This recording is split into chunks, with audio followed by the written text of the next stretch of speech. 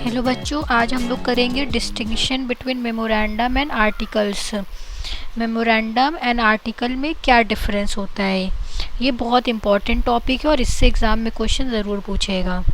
अगर आप ये टॉपिक अच्छे से करेंगे तो आपकी मेमोरेंडम ऑफ एसोसिएशन की मीनिंग कवर हो जाएगी, आर्टिकल ऑफ एसोसिएशन की मीनिंग कवर हो जाएगी और डिफरेंस भी कवर हो जाएगा। ओके तो main point of difference between memorandum and article are as follows. First one is nature. सबसे पहले नेचर का डिफरेंस होता है। जो मेमोरेंडम ऑफ एसोसिएशन होता है ये चार्टर होता है कंपनी का, indicating the fundamental conditions and objects for which the company is granted in corporation. मतलब यहाँ पर ऑब्जेक्ट आपको मिलेगा कंपनी का कि किस लिए कंपनी बनी है, and it define the business, nationality and capital of the company. और ये सारी चीज़ें मेमोरेंडम में मिलेंगी कि क्या काम करता है, इसकी नेशनैलिटी क्या है एंड कैपिटल क्या है।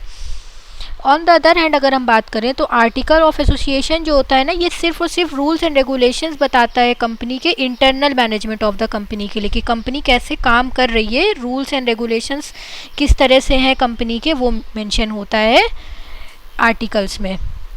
Then content, mainly memorandum of association में क्लॉज आते हैं, तो वही बोल रहा है कि क्या कंटेंट होता है मेमोरेंडम का। तो मेमोरेंडम तो ऑब्जेक्ट एंड पावर बताती है ना, कंपनी के क्या ऑब्जेक्ट और कंपनी का पावर क्या है, और ये डिटरमाइन क्या करती है, ये स्कोप बताती है कंपनीज की एक्टिविटीज़ की। मतलब कंपनी कितने स्कोप तक, मतलब कितनी हद तक ये कंपनी हमारी काम कर सकती है, या एरिया ऑफ ऑपरेशन, कंपनी कितना एरिया काम कर सकती है।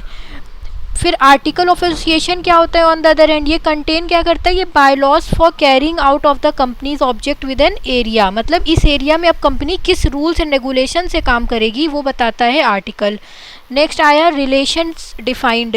मतलब मेमोरेंडम ऑफ एसोसिएशन जो होता है वो डिफाइन क्या करता है, relation between the company and the outsiders, where as article define the relation between the company and its member. ये बहुत इंपॉर्टेंट पॉइंट है कि जो मेमोरेंडम है ना, ये डिफाइन करता है रिलेशन कंपनी का आउटसाइडर्स के साथ।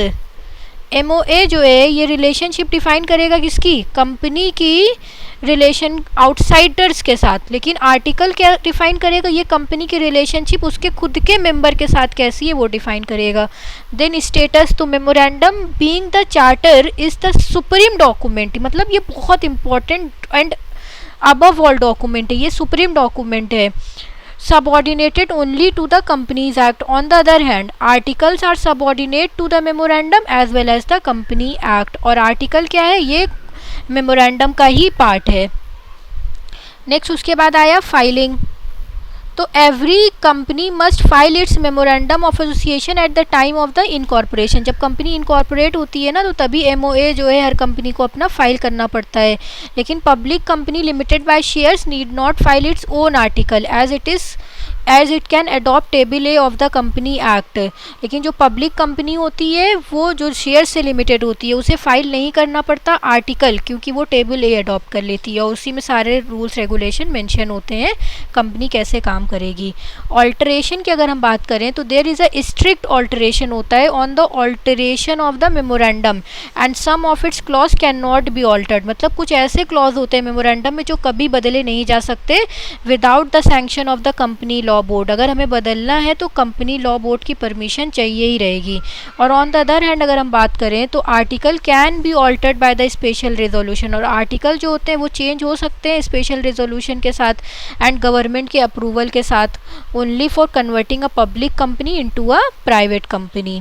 ठीक। देन लीगल इफेक्ट्स की अगर हम बात करें तो any act of the company is absolutely ultra virus. मतलब अगर कंपनी अपने अंदर मेमोरेंडम के अंदर ही काम कर रही है तो वो सही है। अगर कंपनी ने बाहर कुछ भी काम करना शुरू किया जो कंपनी के अंदर इंटरनल पावर में या पावर में मेंशन नहीं था, तो उसे हम क्या कह देते हैं, अल्ट्रा वायरस कह देते हैं या वॉइड कह देते हैं।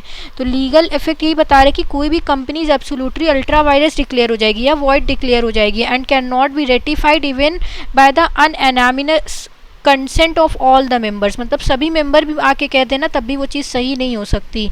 तो any act of the company which is beyond the article can be ratified by the member. लेकिन अगर आर्टिकल के बियॉन्ड चली गई, आर्टिकल के ज़्यादा बाहर अलग हट के काम कर लिया, तो वो मेंबर्स जो है रेटिफाई कर सकते हैं, मतलब करेक्शन मेंबर कर सकते हैं। तो अब हम लोग नेक्स्ट क्लास में पढ़ेंगे प्रॉस्पेक्टस की मीनिंग, प्रॉस्पेक्टस क्या होता है। ओके।